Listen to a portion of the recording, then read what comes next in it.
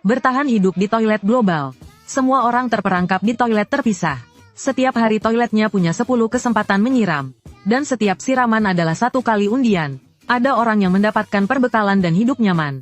Sementara ada yang mendapatkan bahaya dan menghilang selamanya. Manusia juga bisa melalui penutup toilet. Berkomunikasi atau bertransaksi lewat layar di atasnya. Perbekalan yang didapat dari toilet bisa dipakai untuk meningkatkan toilet dan ruangan. Aku tadinya sedang di sebuah restoran barat. Melakukan kencan butaku yang ke-18 hari ini. Akibatnya saat aku pergi ke toilet. Bersama dengan toilet di bawah pantatku.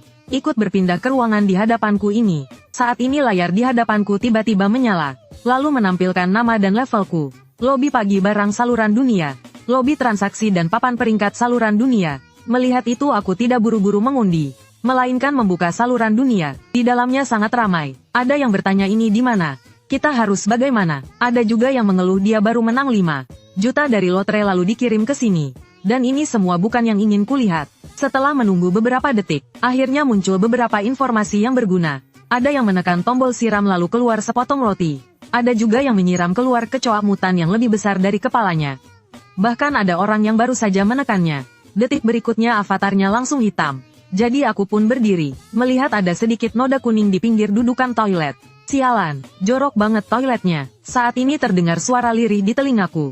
Cih, ternyata laki-laki. Sial banget. Mendengar suara itu aku langsung menoleh. Di sekelilingku masih kosong. Saat ini suara itu terdengar lagi. Sudah jangan dicari. Di tempat sialan ini selain kita berdua bahkan lalat pun gak ada. Mendengar itu pandanganku langsung menjadi gelap. Kloset ini ternyata bisa bicara. Jadi aku mencoba melambaikan tangan ke kloset.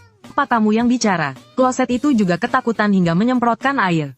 Sialan, kamu ternyata bisa mendengarku bicara. Melihat itu aku pun mulai berpikir.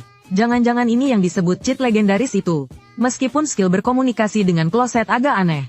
Tapi di dunia yang semuanya adalah kloset ini. Tidak diragukan lagi ini adalah cheat dewa paling hebat. Memikirkan ini aku pun bertanya padanya.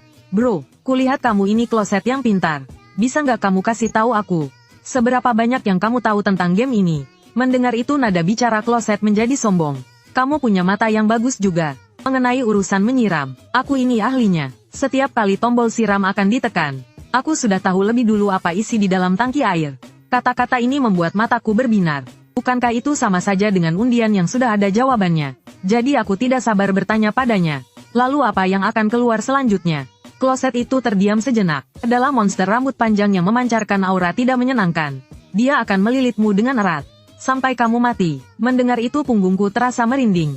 Baru mulai sudah dapat monster. Apa aku boleh tidak menyiramnya? Namun kloset itu malah tertawa.